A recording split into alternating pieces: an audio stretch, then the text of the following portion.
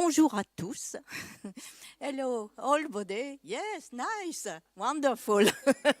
Yes, but my English is very bad, and then I asked to my good friend Doreen in Veld, which is very good in English, and English very fluently and dynamic. And also, she has a clever brain. And then it will be very good if she speak for me. And thank you. Thank you, Doreen, and thank you for your hearing. Okay, I have my own microphone. I will give this to. So thank you, Hoëlle. And now there is a very heavy burden on my shoulders. So I will do my best. So you have already seen Hoëlle. She is staying with me at the stage, and she will be available for questions. And I'm putting here now in where she used to work for over 30 years, the Musée de la Science et de l'Industrie in Paris. It's a huge museum, as you see. There is a large IMAX outside. There were 6 floors, museums in museums, lots of buildings. And for more than 30 years, she worked to realize inclusion for visitors with a visual impairment. And she guided a lot of the visitors herself. I'll give you another small impression of a rocket standing there. You see how big it is. She worked a lot with models. She worked a lot with panels, with braille, and with tactile images. As you see here, for example, the launching of Ariane 5 in the different stages. You cannot see the braille, but it's there. So she has a huge experience. In 1988, she joined a team of researchers at the National Institute for Special Needs Education in Suresnes, near Paris.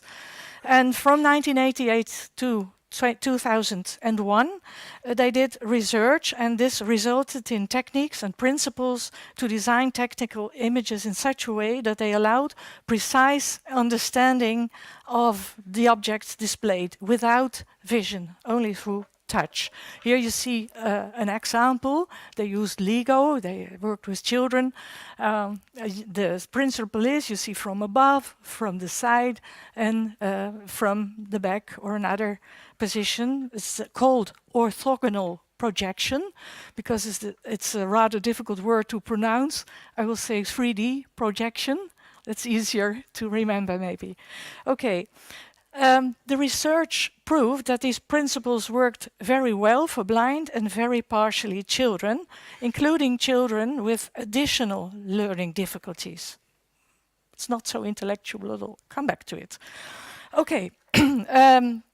Starting in 1998, she set up workshops and led workshops for adult people, together with the Louvre. Hoëlle is also interested in art, not only sciences, and together with this team that was mentioned.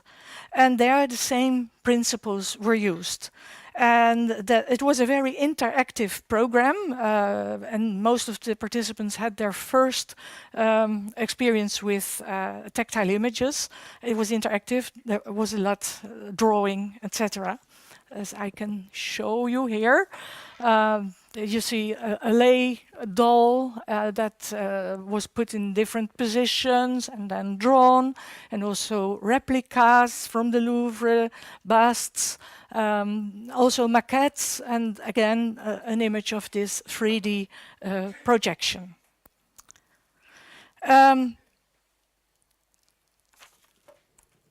Okay.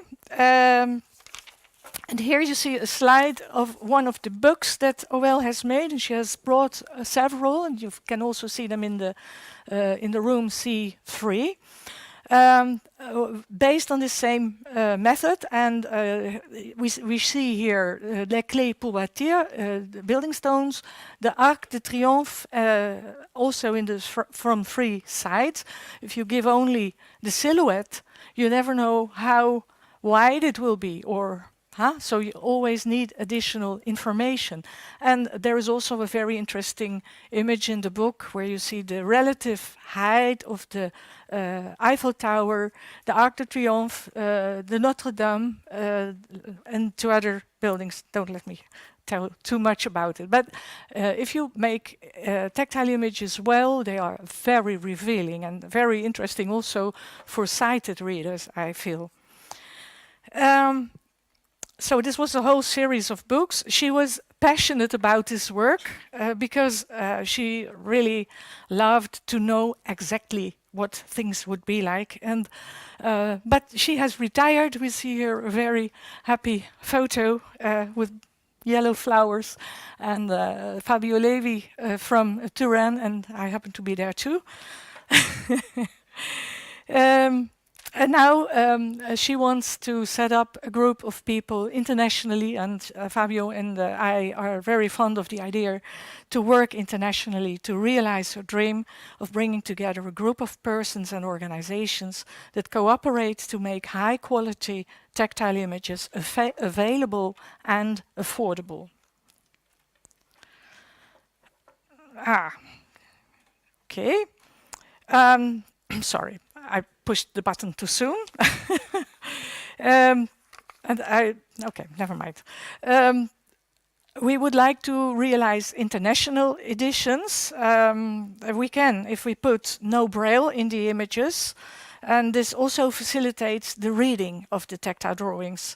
And if you can make more drawings, it's cheaper per piece, and you can just add the translated content either in text and or spoken. So well-designed tactile images, that's the core thing of this speech, should be common and should be easily available. Meanwhile, I pushed the button too early. We can see that McLuhan said we live in the era of the retina. And he was a Canadian sociologist, and if you look at how few images blind people have, it's only 2,400 during study and professional life, mosely after they are deprived of any. You would put them all in a movie, then the film would dure 1 minute and 40 seconds. So there is a kind of famine for tactile images. This extreme lack of morphological knowledge of the world made by nature or by man, historical or contemporary, often leaves visually impaired persons with vague and unprecise or even incorrect mental images, mental representations. And this often will prevent them to really and fully participate and integrate socially and culturally, or even to study what they want and what they have the capacities for. In short, to develop themselves as they would really like or would they see.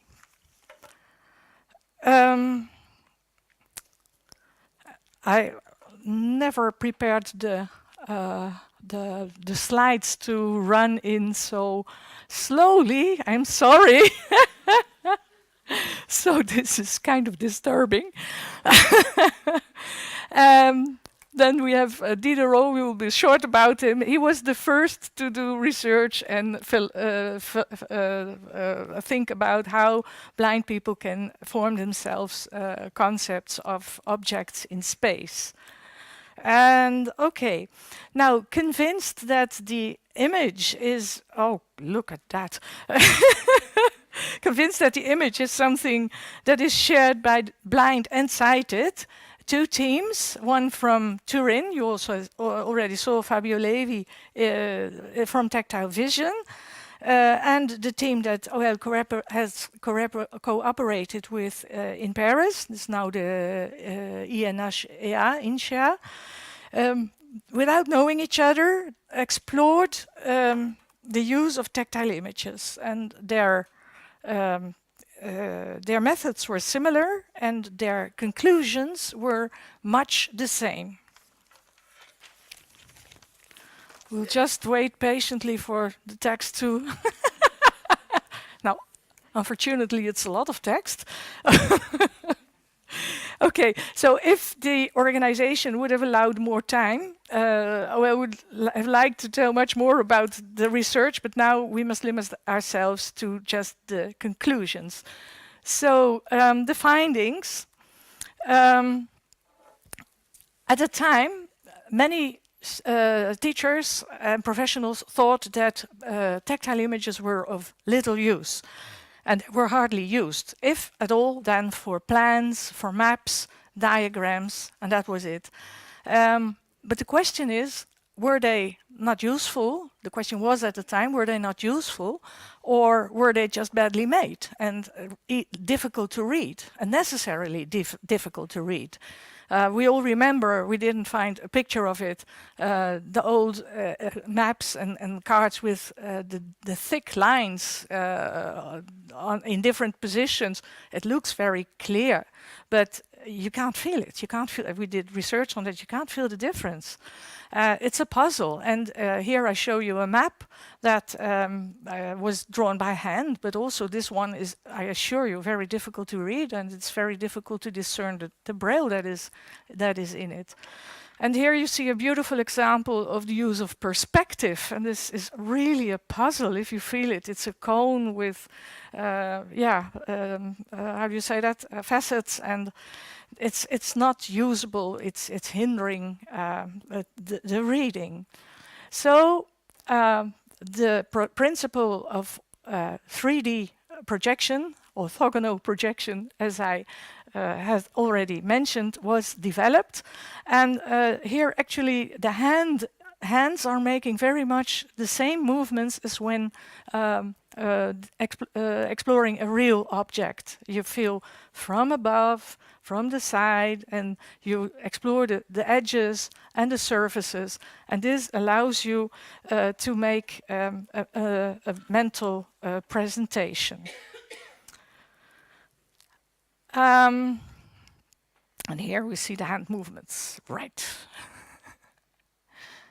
So it's very important to realize that a tactile image allows one to understand and allows one to form a mental representation, and even more important, it doesn't convey what can be seen. That's not so important. It's not about what's to be seen, it's what is about to be known. Now, and once this principle is understood and practiced a little bit, it can be varied, it can be applied to very large, very small, and even abstract subjects. So, let us show you a beautiful example of how it can work. This is the Venetian gondola. In books, we will usually see a gondola in a wide distance in beautiful blue water, maybe under an angle, and somewhere in the distance, the gondolier is standing elegantly on the backside of the gondola. And we wonder, how on earth does he steer straight through the rather busy canals? So whoever tried to row a boat knows how difficult it is to keep going straight, especially with one oar.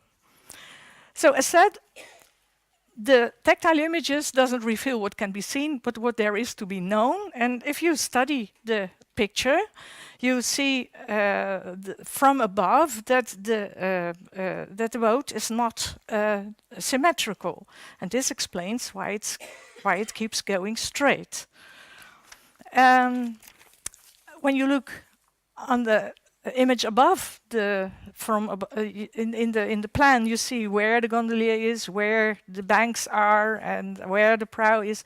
And then you look above it and you see the relative height of everything.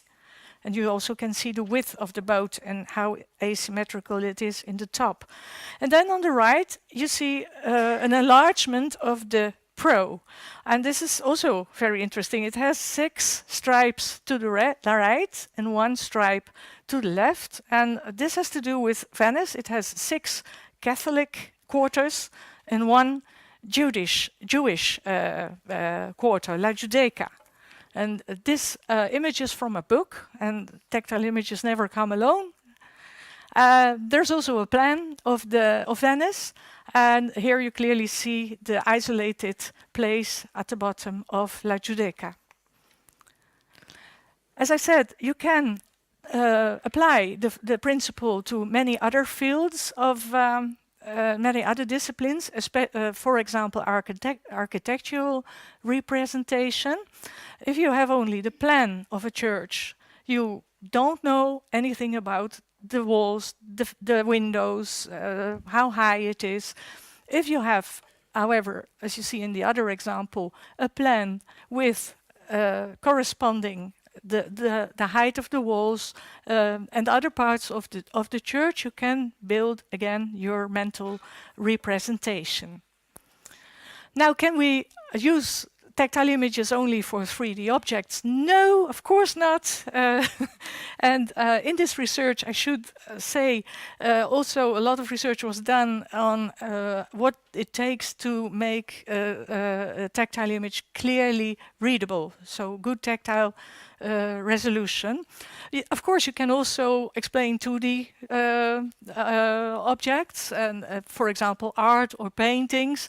When you describe them, it's very vague, and no problem, 5 minutes, no problem. And here you see how the head of Gaston Lagaffe, a very famous comic book figure, is built up, and there comes an audio with it which explains that on the left you see his head, a laughing mouth, a potato nose, 2 stripes that are the eyes, and then the next step is that the ears are added, and so on, until you have the whole picture of the head. And in the center, you see the whole person of Lagaffe. And this book is very interesting. It is explaining to blind people the language of comic books. And so how can you see that somebody is whispering or angry or sleeping? And how can you see his mood? How can you see his character, etc.? Now, at the end of the book, we are going to see how Lagaffe is going to his favorite giraffe. You see him here descending a bus with a big pole, and he's not looking very happy. And the next image, he is going to run, pole up, and here he looks very happy. The tongue comes a bit out of his mouth, and you see a lot of stripes, which mean that he is running, he is moving. It's a very energetic picture. This one is even more energetic. You see him jumping up, feet high, and then finally he reaches his favorite giraffe, and he's quite happy. So, as said, the core of this presentation is that images must be common, and Hoëlle calls upon you, but me too. Let us prolong the film for blind and partially sighted people. And here I show the email address of Hoëlle and her newly born association that she started to realize her dream as soon as possible. Much more could be said and should be said, but it cannot be said in 20 minutes. So please join Hoëlle after the session if you want to support this ambition. Thank you.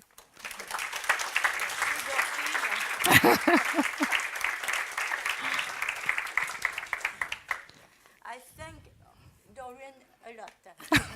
Thank you. Thank you very much, both of you. And there is time for some questions. Yes, please. I'm sorry? Hoëlle, what method do you prefer to create your tactile graphics in? What materials? Yeah. So, yeah. Hop. Here is the microphone. Yes, thank you. Yes, we have created many things about tactile pictures and also pedagogic pedagogic material for teaching how read, how understand space. And we have made different books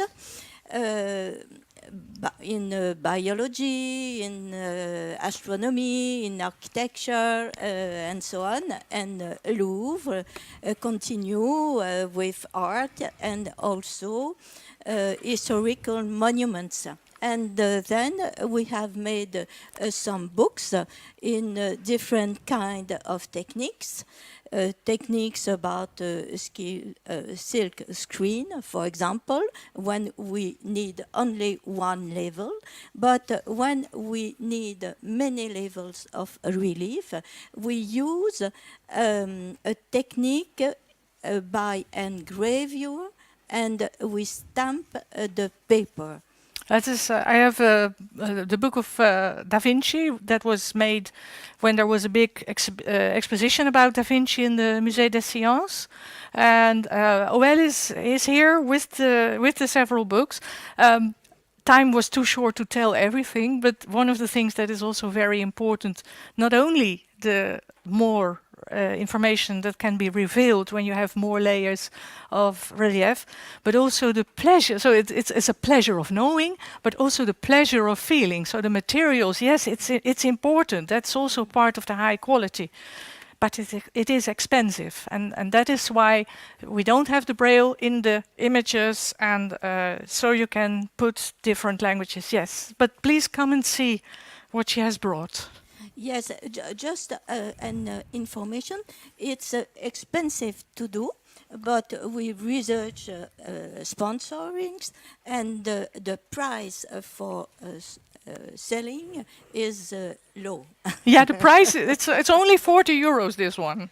Yeah. I have sent out the books, so they have seen it in the audience. And we have one more question.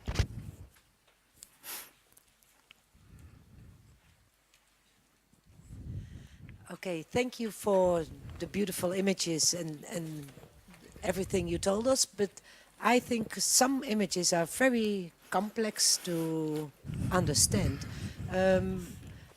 How do you, for which age are these tactiles, and can you also explain how you learn it to the children? Because I think it's for young children it would be difficult to understand. Shall I answer for the workshops? And, yes, okay. So I attended many workshops, Yeah. and these were for adults, of course, but you start with a mobile phone, with a cup, with very, things that fit in the hands, and you slowly build it up. So the first 2 or 3 objects may be a bit difficult, but then people are getting the hang of it and really understand it. And it also works with children. Yes. and also with congenital blind, all congenital. Yes. Yeah. Okay. Good. Okay. Thank you. Even with additional problems. Yes. Okay, more questions?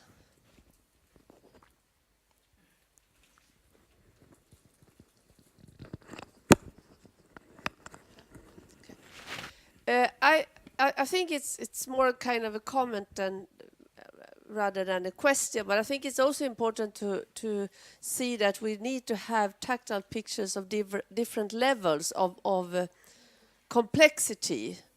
So not all pictures are very simple. You also need to have, sometimes you need to have use perspective and explain geometrical figures for a person, for instance, that has a master level in engineering and so on. So I think it's important to see, we can't say that it should be in the same way, or it's not the same design for all pictures. Do you agree with me, well, or? Yes. Yes, and you don't put perspective in the tactile images because that distorts the angles, that distorts the proportions. That makes the image difficult to read. But of course, she has developed images to explain perspective.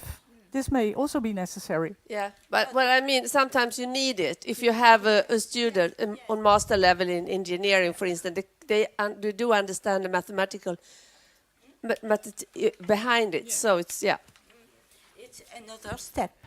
yes, it's another step. So if there isn't any more questions, then we say thank you very much.